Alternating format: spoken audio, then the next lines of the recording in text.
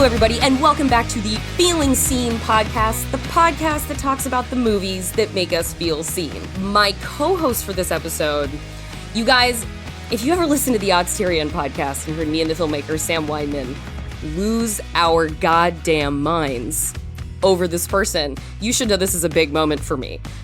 We have Brianne Tju. Brianne Tju, who you might know from years of television work, kind of like throw a stone and you could hit a show that Brianne Tju has been in. The big highlights of that include Scream the TV series, Light as a Feather, Stiff as a Board. Very recently, the I Know What You Did Last Summer television show that I was breathlessly recounting in podcast episode recaps. And of course, for the movie that brings you before me today, Unhuman, a Marcus Dunstan film. You walked into a real moment here, Brianne Tju. Is there anything else I can say before we get started to set you up properly? I mean, I'm so overwhelmed and honored because you're so flattering. And I need to listen to this podcast now that you're talking about, because when I need that ego boost, I'll just have it ready to go. Well, I'm currently in Calgary right now shooting the Tegan and Sarah's show based off of their memoir, High School, and so that's really cool. We love to hear Brianne Tju is currently shooting, so yes. I mean, I love to hear it too. I'm very fortunate, very grateful. And a movie that's come out recently that people can watch on Paramount Plus is 3 Months. Mm-hmm. And I did that alongside Troye Sivan. That's right. And Jared Frieder's the director, and yeah, it's a beautiful story, and I love to bring it up as often as I can because I think it has a great message. Mm-hmm. But yeah, I have a movie slated to come out this year that I think other thriller horror fans might be excited. Right, those familiar with that body of your work, another thing for them to put on the calendar. Yeah, it's called The Cow, which is with Eli Horowitz, who directed and wrote it. And then it's with the one and only Winona Ryder and Dermot Mulroney and John Gallagher Jr. and Owen Truly Teagan. One and only. I mean, I still pinch myself. I've seen the movie a few times now. We actually premiered at South by Southwest, and I still don't believe it's real. You have been, does this mean, have you been home in like 2 years then? Because like when the hell did all of this happen? Yeah, it's been quite a whirlwind, and it's especially with everything going on in the pandemic and stuff. Yeah. It's crazy to think that I've been working nonstop, so I'm super grateful. Wow. But as of last year, I haven't been home. This year I've been home a little bit more, which has been so nice. Uh-huh. I have spent the last couple of months in Calgary, but last year I spent a total of, I think, 2 months at home. Wow. Well, thanks for reporting live from Calgary then with us, in a life that belongs everywhere and to all manner of fictional characters. I appreciate this moment with you, the real life Brianne Tju. Yeah, thank you so much for having me. This is a first, I realized, on the Feeling Seen podcast. We have people come on, talk about characters that make them feel seen, presented, and you didn't come through with one character, but you said that the films of Wong Kar-wai were provided a source of sort of reflective identification for you. And I went back and I looked through all the episodes. It's the first time we have had someone choose non-English language films to discuss on this. And we've had directors from all over the world come and talk to us, but everybody has picked American work. And you are the first to not do so. And my God, what a way to start with Wong Kar-wai. I mean, wow. He's a legend. His body of work is legendary, and he's so prolific. And when the question was brought up to me about, what role in a film has made me feel seen, mm-hmm. Because I've been in Calgary, and there's not much to do in Calgary. I have my Criterion subscription. There you go. Wong Kar-wai is a director I've always kind of wanted to educate myself on. Mm-hmm, mm-hmm. And I think we've had a real surgence in Asian film making, as well as, foreign filmmaking. Mm-hmm. And I think Bong Joon-ho his work is really, and Squid Games has really enlightened us on that. And so I wanted to branch out, and I started watching these Wong Kar-wai movies. I'm a huge fan of Tony Leung. Oh, God. He just... That's a man right there. That is a man. That is a star. Truly, truly. And you can't even put it into words. And so I started watching these films, and I've gotten through quite a few. And the first one I started watching was Chungking Express. I was going to ask what the entry point was. And was it just like I'm going to click one of these, or was there a reason for Chungking?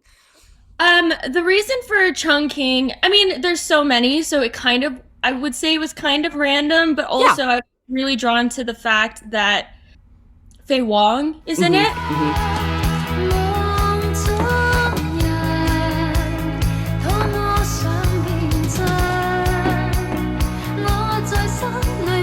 And I think as a style icon, I mean, she's at the top of my list. I mean, she's since I cut my hair to what it is now, this pixie haircut, and I've always found her to just be so eclectic, so true to herself, so interesting, so beautiful. And so she kind of drew me to Chungking Express, and I was just blown away. I was absolutely blown away by the level of artistry that, to be honest, you know, other than some of the Korean films I've seen and Squid Games and whatnot, like, I just hadn't seen Asian actors, Asian human beings be portrayed this way in such dynamic, vast, interesting, quirky ways. And it's something that I, you know, hope for in my career.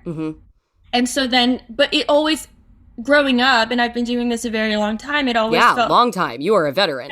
Yeah. And I always felt like I will only be able to play the characters that are suited for a person of color, specifically an Asian woman. And from what I've seen, there's a very limited, there's just limited choices, you know? For sure. And so I kind of put myself in that category of like, well, there's a limit to what I'm allowed to do and portray. And to see that there is no limit.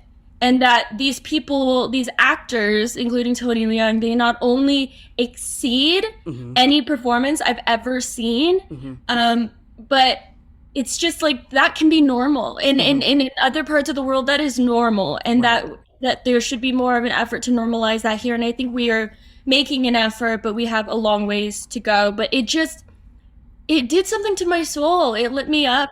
It made me feel like Asian actors, characters, people are allowed to fall in love. They're allowed to be messy. They're allowed to be the lead of a film and actually be the only race that is of the film. You know, believe it or not, you can have more than one, more than two. You can actually have a full cast, and it can be just incredible, and it doesn't have to fall into just stereotypes that we tend to perpetuate in American film and television. And so, yeah, it made me definitely feel seen. And it's something I try to be so intentional about in this podcast, which is I want to constantly be having this conversation. Well, I have to be aware at all times that, like, the notion of diversity and representation, like, the conversation can so often devolve into lip service. And also the conversation exists at all because people are defined in contrast to whiteness, which makes them a point of diversity among a allegedly normative white surrounding cast and set of creators around them. And so, and was that something... Were you surprised when you started diving into Wong Kar-wai's work at the feeling that you had while you were experiencing it? Like, I'm wondering about the level of sort of like internalization of that sense of lack of possibility versus a self-awareness of it that, like, is kind of, I don't know, maybe oppressive or overwhelming. Like, but I wondered if, like, did something click in watching Wong Kar-wai, or was it just sort of a crystallization of something you already knew?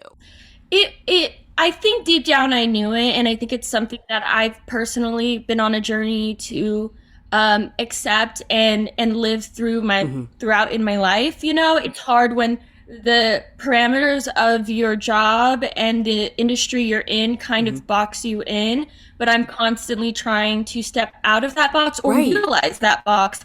Dev Patel said something about that when he was in the newsroom, that like, yes, his character started out one way, very much in this box, and he utilized that box to expand this character. Oftentimes I try to keep that in mind. But for watching these films, what really clicked for me when I first started actually, you know what, it was the second one that I watched, which was In the Mood for Love. Wow.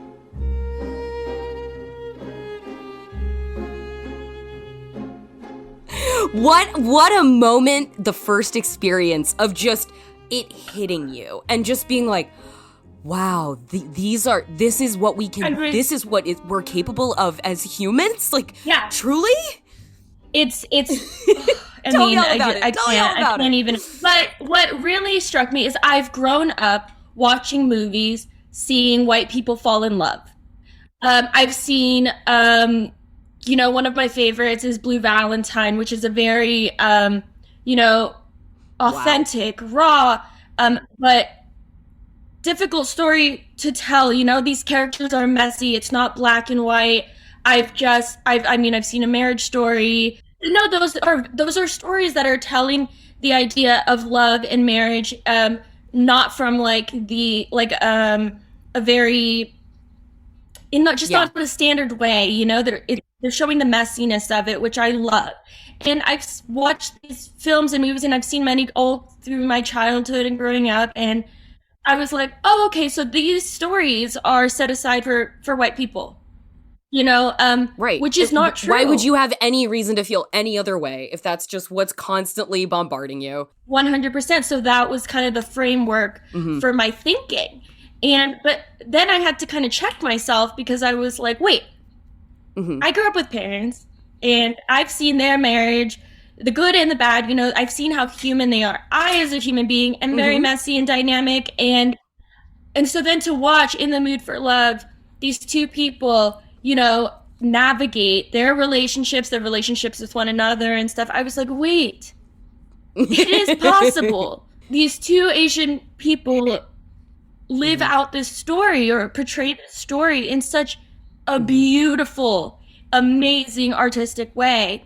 And, that these narratives expand, that's the thing, humanity. We all, the reason I think we even all love film and television is because it touches us and because we can relate, but there's another level of relatability that I felt watching In the Mood for Love, because I saw people that look like me, that look like my parents, that look like my grandparents. And so it touched me deeper than, I think that any other film I've ever watched. And also it's just the most incredible work of art. I think Maggie Cheung wears more than 20 different looks in that movie. Yeah. And not even all of them are in the film. There were other ones too, and they're all gorgeous. I was watching I put on Days of Being Wild last night.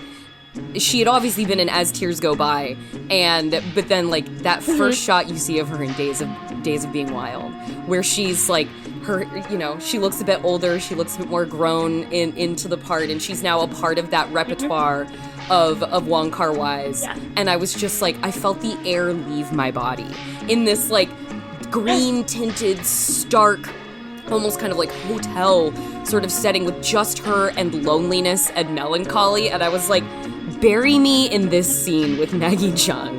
That's the only place I need to be. And look at the range because Wong Kar-wai has a tendency to reuse actors that he's worked with in the past. And, everything kind of, you look at these Easter eggs and they can connect, and it's really, really cool and interesting. Yeah, but, I think Su Li Zhen is in, that character is in a half a dozen of his movies. Exactly. And so then these actors getting the chance to portray so many different characters in different times with different relationships. It was just the range that he gave them and that they actually were able to take on made me so hopeful for my career and for, other Asian Americans in that, it reminded me that we have the capabilities, we just don't necessarily have the opportunities. Yeah. And that is something to keep in mind, because instead of me boxing myself in and being like, these are my limits based off of what I've known. I can try to expand and allow myself to have, whether or not I get the opportunities, but I know that I'm capable. Yeah.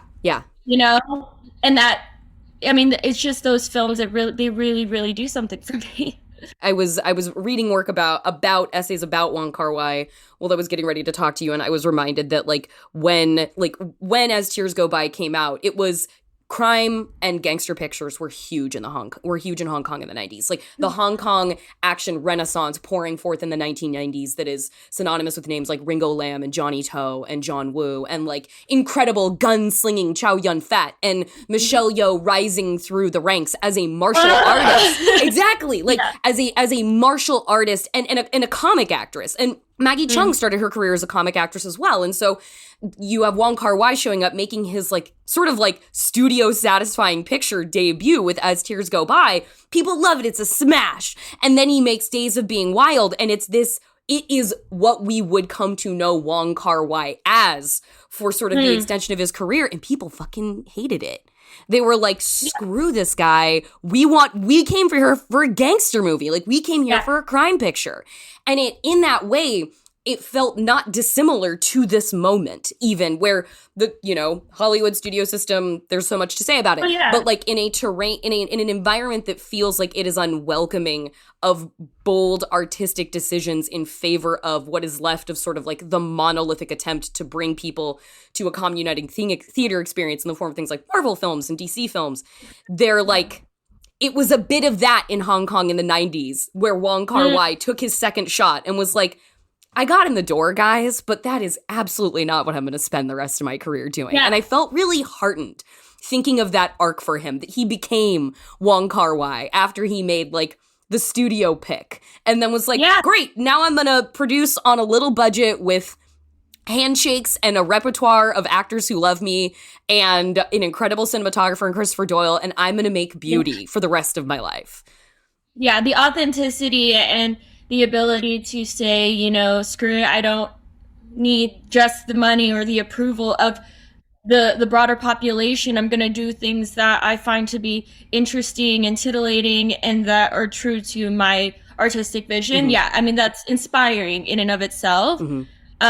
Being able to see these parallels of what goes on in the American film industry and the Asian film industry. And this, I will say, I'm sure that people know far more than I do, and especially people living in Asia, that they're like, wait, this is normal for us. Sure. But to see the parallels of what I know and what else is out there in two different parts of the world, it's just kind of heartwarming and reassuring that no matter where you are in the world, the human experience can be attributed to everyone. No matter what you look like, no matter what your background is, no matter what your what language you speak, the food you eat, whatever, we all have this human experience. And it's just because we see it with people who look so vastly different from what people think Americans look like, that it's not relatable, and it absolutely is. And so I would recommend anyone to watch a Wong Kar-wai movie, because I can tell you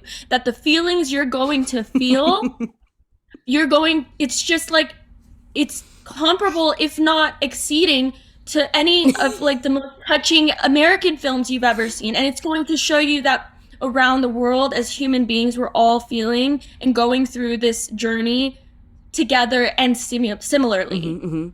Well, and a thing I was wondering with, you talking about the idea of being able to sort of expand your own capacity for your imagination of what is possible for yourself. And I comparing that, adding that to the fact of asking well, where have you seen yourself, where have you felt yourself seen on film? And, entering this Wong Kar-wai odyssey at this kind of basically present moment in your life, meaning that leading up through all of those years, all those 20 some odd years, you weren't finding an easy avatar to pluck forward and be like, oh, well, I can say this one. And that is one of the most essential parts of the conversation here, which is that not everybody has an answer.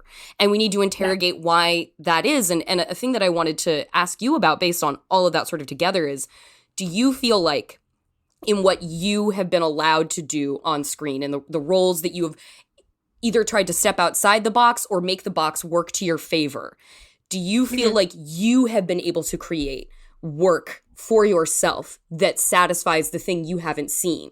Or are you still sort of like waiting for the chance to do that? Like, how do you feel about your own sort of work in that context? Yeah, I've been really trying to look inwards lately, and I've been so lucky to be, like you said, like we talked about earlier, working nonstop for like the past 2-3 years, and I've been a little bit, I guess you could say, pickier or more intentional about the things that I choose to do because I want to feel fulfilled. I want to feel challenged. And in the past, I've not always felt that way. I've always felt like, oh, who am I to say no to even an audition or an offer or whatever? Because I, as an Asian woman, am just lucky to be in the room. Yeah. I'm just lucky to be here. Yeah. So, not giving myself the credit of, hey, I worked hard to be here. In fact, I think people of color and people in marginalized groups have to work harder than those that are just broadly accepted.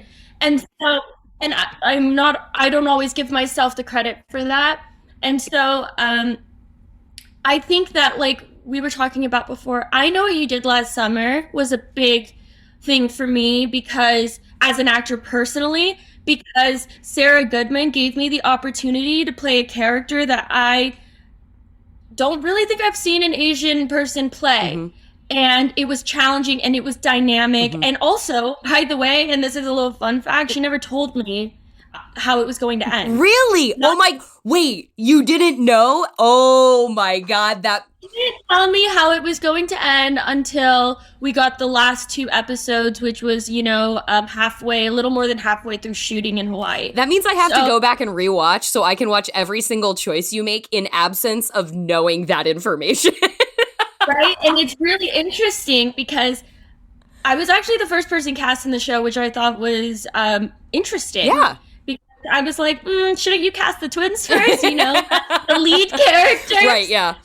And then that's usually how it goes. You cast, the lead and then you get the surrounding characters. And so it felt very interesting to me that I was the first person cast. And she was very sure of me. I read one time, not even with her. I didn't even meet her when I accepted the job. Oh, wow. You guys were just like, yes, I'm feeling it.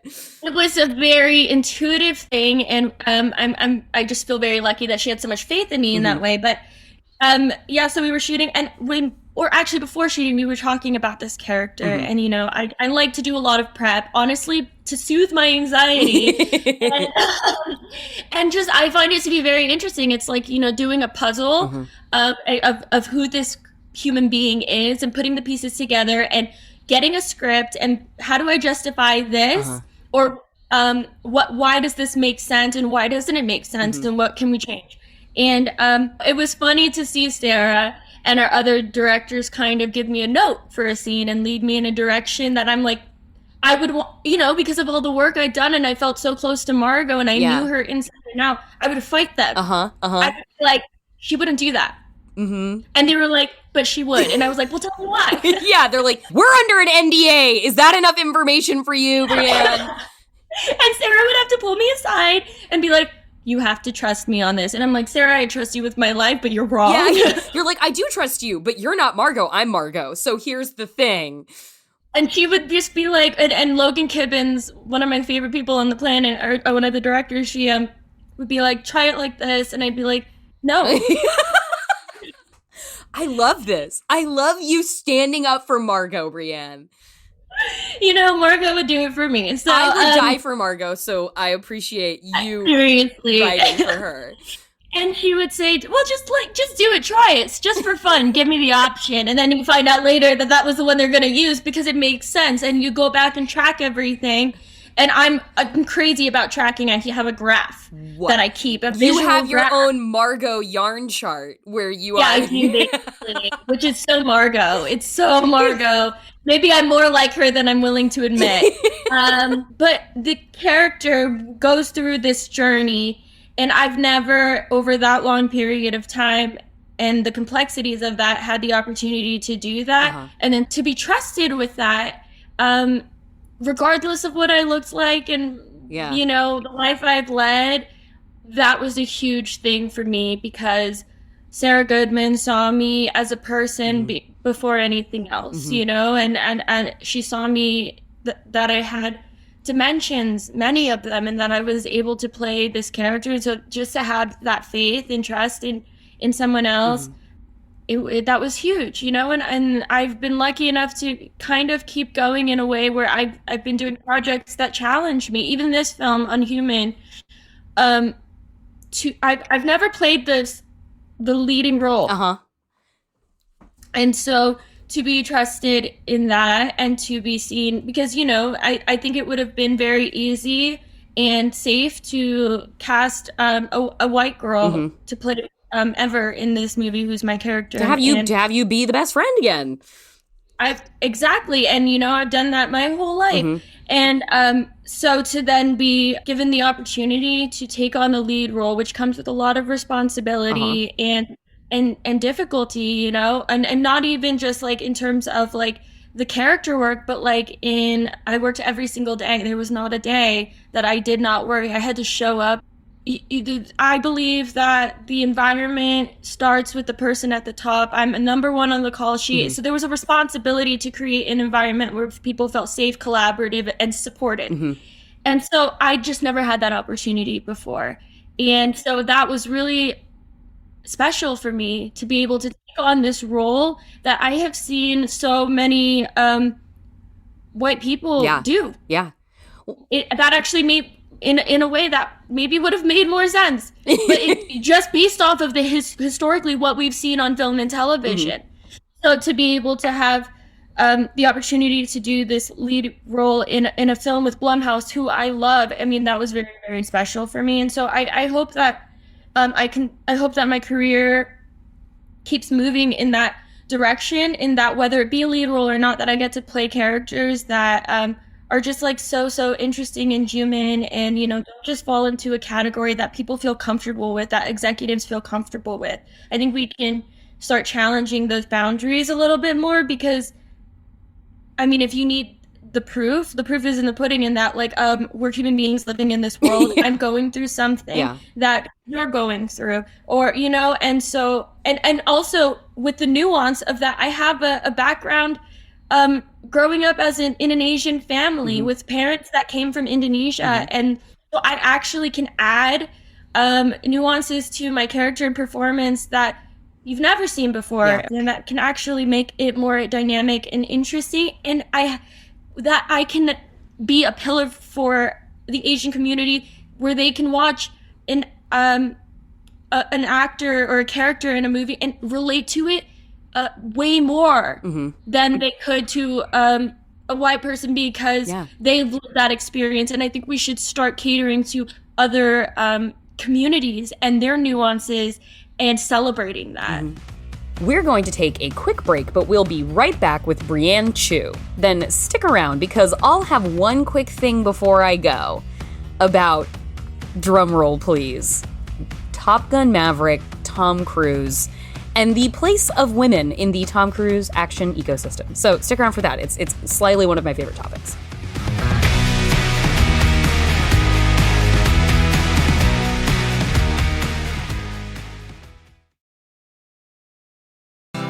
Hey, it's John Moe. Join me on Depresh Mode for conversations on how mental health shapes our life. This week, David Sedaris with stories of his late father that he's finally willing to tell. I think there's a difference between, a good person and a good character. Like, Hugh is a good character, my boyfriend Hugh. And my father was another one of those people. He was a really good character, but he wasn't a good person. Depresh Mode with John Moe, wherever you get your podcasts. Hi, I'm Jesse Thorne, the founder of Maximum Fun, and I have a special announcement. I'm no longer embarrassed by my brother and me. For years, each new episode of this supposed advice show was a fresh insult, a depraved jumble of erection jokes, ghost humor, and frankly, this is for the best, very little actionable advice. But now, as they enter their twilight years, I'm as surprised as anyone to admit that it's gotten kind of good. Justin, Travis, and Griffin's witticisms are more refined, like a humor column in a fancy magazine. And they hardly ever say bazinga anymore. So, After you've completely finished listening to every single one of all of our other shows, why not join the McElroy brothers every week for My Brother, and Me?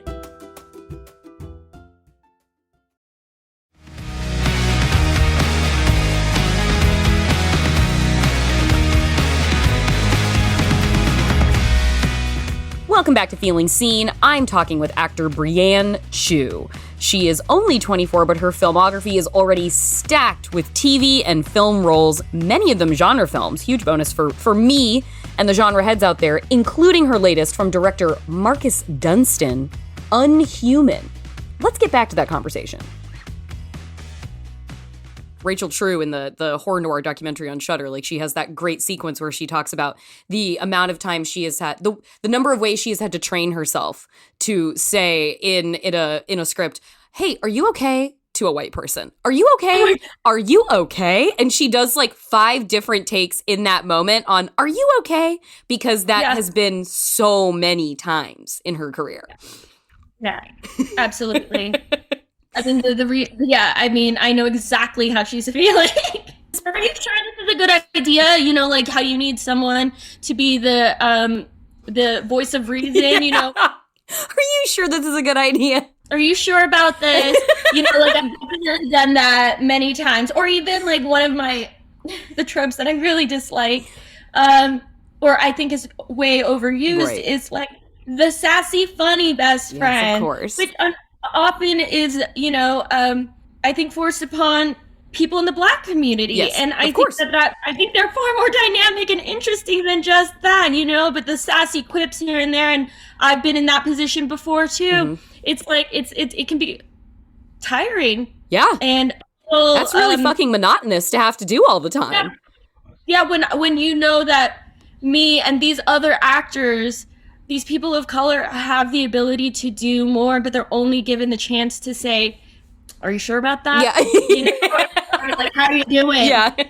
Whatever, you know? And so, yeah. No, of course. And I think it's the cool thing of, and also the really unfair thing of, particularly working so much in genre as you do, it puts you in the position of making history over and over again, which again, cool, but also a responsibility, and responsibilities are cool, but are also things that need to be shouldered and aren't necessarily things that white counterparts around you are having to shoulder at the same time and therefore going through the same experience as you. Like, the burden is not shared equally, for sure. Yeah, like you have absolutely been responsible for the canonically queering of classic horror texts, like I Know What You Did Last Summer, like Scream the TV series. Like it. So okay, great. We have these firsts. We have these like making explicit of queerness that was always explicit from the roots of these things that came about, particularly in the 90s, of this like queer coterie of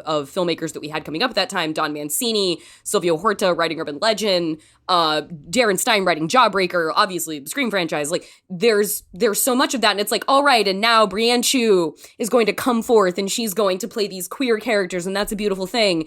And then in Unhuman, you are a final girl. You are an Indonesian final girl.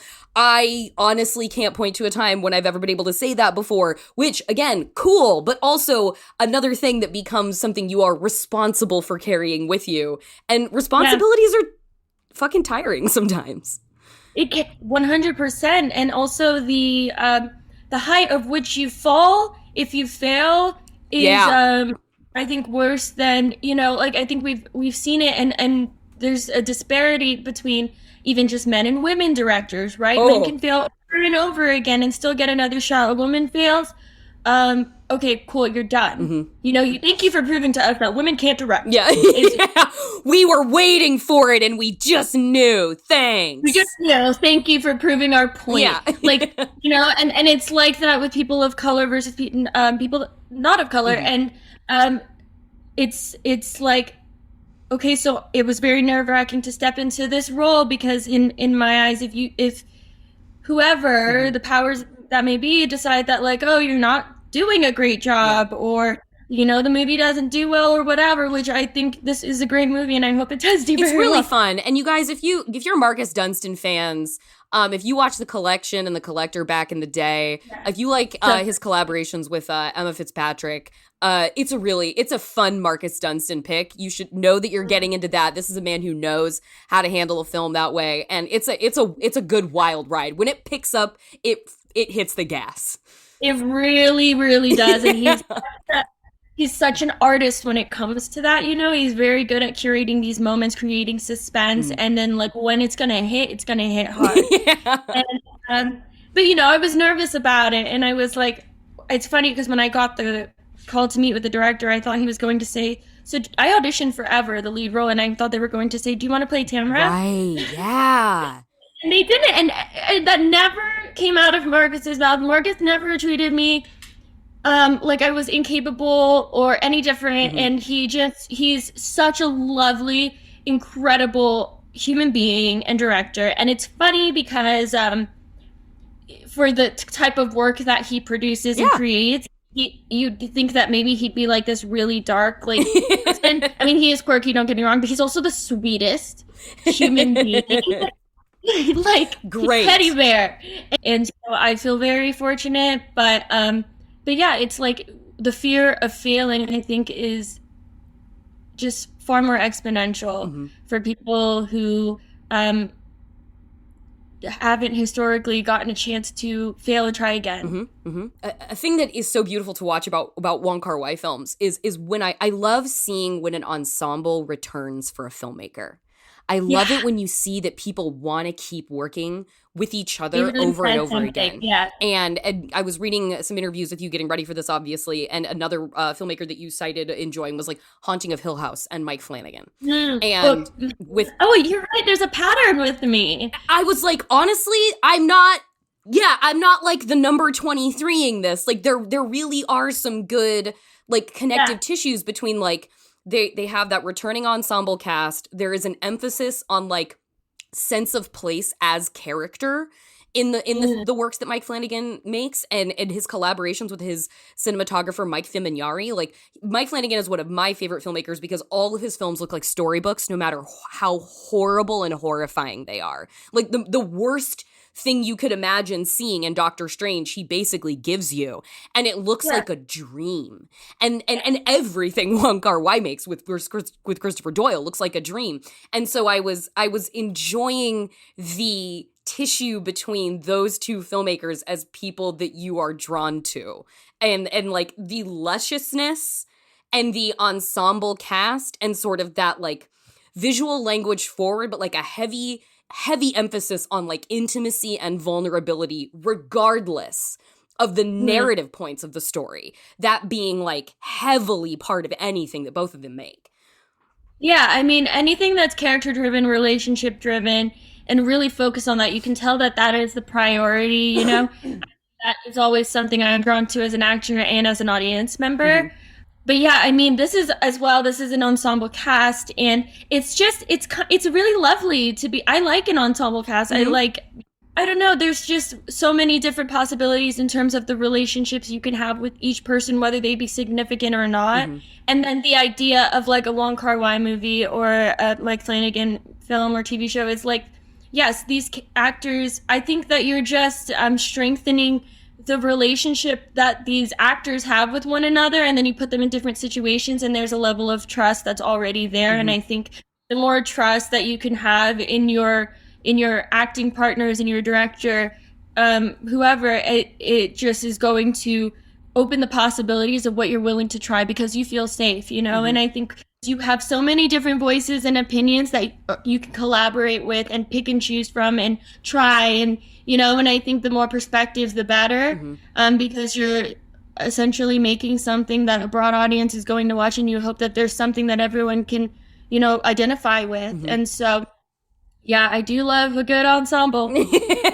Well, okay, so then we're working toward the end of the time, and so like I guess a kind of culminating question would be, you're in your Wong Kar-wai era, cineasta Brianne Tju in her Wong Kar-wai era. You have been working seemingly nonstop for, I don't know, probably around 2 years.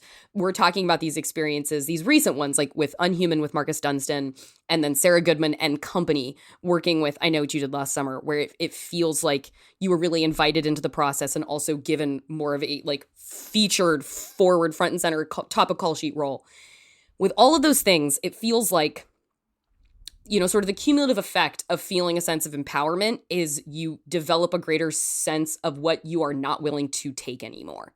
Like shit you're not willing to take, the things you're not willing to tolerate. And like you said, sort of looking inward with yourself and being like, what do I really want to say yes to? Like, where am I really like intentionally wanting to place myself? And I wanted to know about like, where in that sort of intention setting is Brianne Tju of now versus that pre-breakneck pace of working 2 years ago, and sort of like you're continuing on, you're in Calgary again, you're working still, but like how are you feeling about, you know, again with Wong Kar-wai under your belt and seeing a brighter horizon with work like his?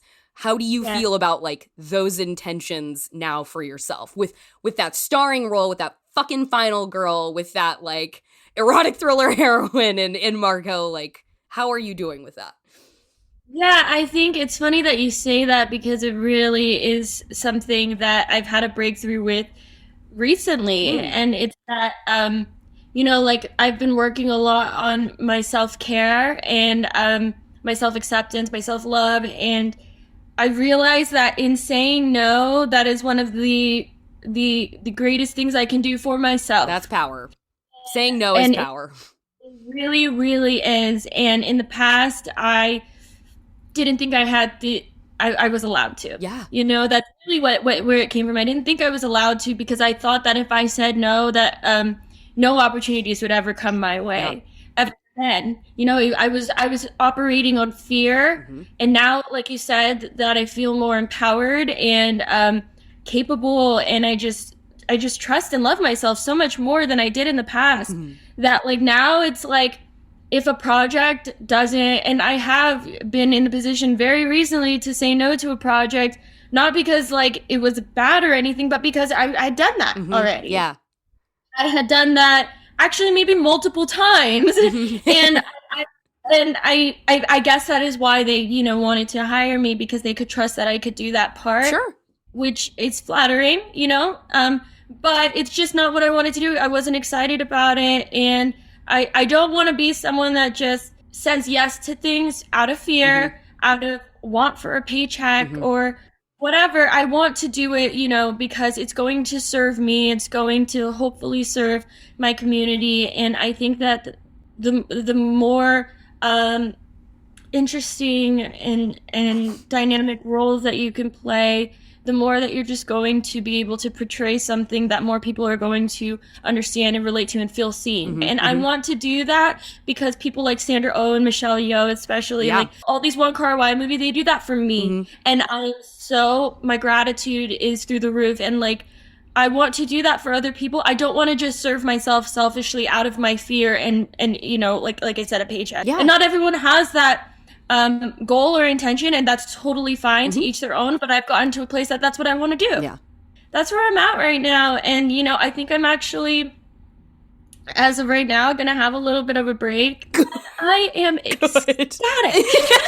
I've never been that way before. I would be scared shitless normally going home and not having something lined up because, like I said, you know, that fear can like run your life. And now I'm going to enjoy everything that I have accomplished and done, and I'm going to just look forward for the right opportunity to come for me next. And yeah.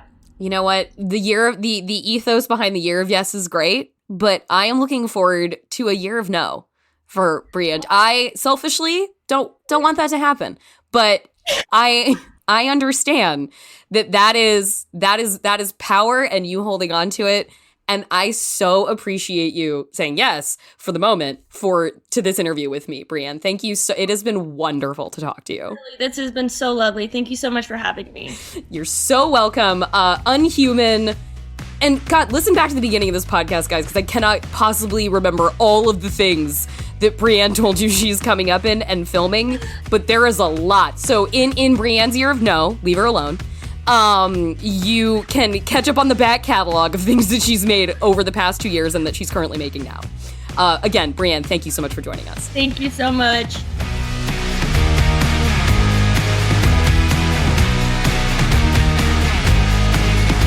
Thank you again to Brianne Tju. Destiny really worked out in our favor on this one, guys. I know what you did last Summer Nation. This one's for us. We did it, Joe. We did it. We did it, Sam Weinman. I know you're out there. You can rent Unhuman right now on Amazon, Apple TV, and a bunch of other places. You know the standard issue platforms by now. And if you still haven't caught with I Know What You Did Last Summer Fever, stream that right now on Amazon Prime. You will see what all of that specific fuss for Brianne Tju is about. And hey, guess what? You don't have to worry about binging a big catalog because it did not get picked up for season 2, which means you have one perfect season of television that you can just mainline, check in, check out, be done. Enjoy that. And now I've got one quick thing before I go. And how could one be quick about something so epic as Top Gun Maverick? I remember when the reviews for this started coming out early screenings, and there was like, wow, like they fucking pulled it off. Like this was better than first Top Gun. And there was this like raft of tweets. It was like, yeah, but first Top Gun's piece of shit, man. It's like, shove it up your ass. You know, like Top Gun is iconography. Top Gun is a part of the cultural canon. Fucking Iceman, Maverick, Val Kilmer, Tom Cruise, Great Balls of Fire, Little Meg Ryan, Kelly McGillis. Like, we know this is part of lore. So I don't want to hear your garbage about like, yeah, well, first Top Gun was bad. Yeah, what have you done? I mean, you haven't made Top Gun, so screw you. Anthony Edwards, you did great work there. And now we're back. We're back in the Top Gun universe. Maverick has to train a squadron of young, new, fiery, sure of their own abilities, Top Guns to with a select group to fly an impossible mission, taking out an nuclear enrichment facility. Sure, that's the story. That's why we're here. But the point is it feels like in its way a kind of culmination of the lifetime of star power of Tom Cruise, which is it's without equal at this point. It's without peer. There isn't at this stage a movie star like Tom Cruise. We don't make him like that anymore. And it's because the industry is not the same. The landscape is so fractured. The multiplex is not the place where we all go to watch the same movies. Obviously, the dominance of like the Disney machine of Marvel, people have a lot of feelings about that. But just there are not monoculture dominating stars like Tom Cruise created anew anymore because there is not a monoculture anymore that we are all living in and sharing together. But a thing that endures about Tom Cruise that I love so much about him, back in my first year working at Vulture, it was 2016, I wrote a piece about how at the time it was not sort of an automatic assumption that studios were going to go for like that. And now the like female spinoff, like that kind of de rigueur, let's give the woman her own movie, even if we don't give her the resources to make it good kind of thing, before the like rise of the Charlize Theron action movie industrial complex. Obviously, there had been many women making action movies and starring in them for a very long time up to that point. But that, I think, what we can peg to Charlize and like the pivot to, solo superhero movie outings ushered in a new era of the size of the platform that female action stars were afforded and the resources that they got to star in these movies. But my point of view at the time was that if a woman couldn't have her own action movie, which would have still been a bit of a treat then, if a woman couldn't be in her own action movie as the star, the best place for her to be in action cinema was co-starring alongside Tom Cruise. Because he gives a better forum for better realized female co-stars in the sort of action big spectacle genre space than damn near anybody else doing it today. Like, what Tom Cruise is gonna do in a movie is he is going to ensure that the stars around him shine so brightly because Tom Cruise fucking loves the movies. And Tom Cruise wants his movies to be great. And he is especially for someone of his magnitude, is an incredibly generous star as a screen presence in that way. I feel like that's a really notable thing about him. And it really struck me watching Top Gun. There's a scene where, this doesn't give anything away, it's just a cute scene. He's out sailing with Jennifer Connelly. Oh, God.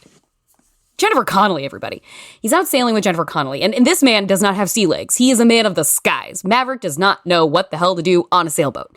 And you have Jennifer Connelly at the helm, just confident, cool, gorgeous, ordering him about, telling him what to do. He doesn't understand what she's telling him to do. She has to explain her little orders. And it's very loving. It's very playful. She is not making emasculating jokes at him. And he is not making hyper masculine rejoinders back at her in order to increase his sense of masculinity in this subservient position that he's been put into. There's no threat between the two of them of what her superiority in that moment means in terms of their romantic dynamic. Because it's just comfortable. And that's a thing that I've always really admired about Cruise as a screen presence, is that he seems entirely comfortable with his co-stars getting boosted.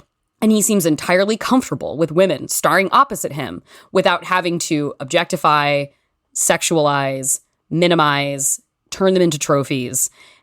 Even as women have made advances in action cinema, having so many more of their own vehicles in which to star, still, if they're not going to be in their own film, I do stand by the assertion that if they cannot have their own venture, the best place for a woman to be in an action movie is alongside Tom Cruise. Tom Cruise opts into like a fucking little spoon position when he is on this sailboat. Like at one point, Jennifer Connelly turns over the helm to him and he's standing at the big wheel, like steering the boat. And she stands behind him and takes the wheel behind his arms and is guiding him. And there's nothing about it that feels like a competition between the two. It feels like equals in a romantic exchange. And there's something I cannot quantify why it is that felt so satisfying to see, or why it is that it felt so rare. But when it happened, I was like, this is fairly extraordinary for a male star of this profile to cede the moment to the woman literally behind him in the dominant position. That's Tom Cruise, a challenging public figure. Demands scrutiny, questioning, interrogation. As a screen presence, still nobody doing it like him. So if you get the chance to go see Top Gun Maverick in a theater and you feel comfortable going to theaters, it's really good to see on a big screen. So that is my one not so quick thing before I go today. And that is our show. You can follow us on Twitter at FeelingSeenPod or send us an email at feelingseen@maximumfun.org. If you want to follow me, I'm JorCrew on Twitter. Our theme music is by Andrew Epen. This show is produced by Marissa Flaxbart. Our senior producers are Kevin Ferguson and Laura Swisher, and this is a production of Maximum Fun.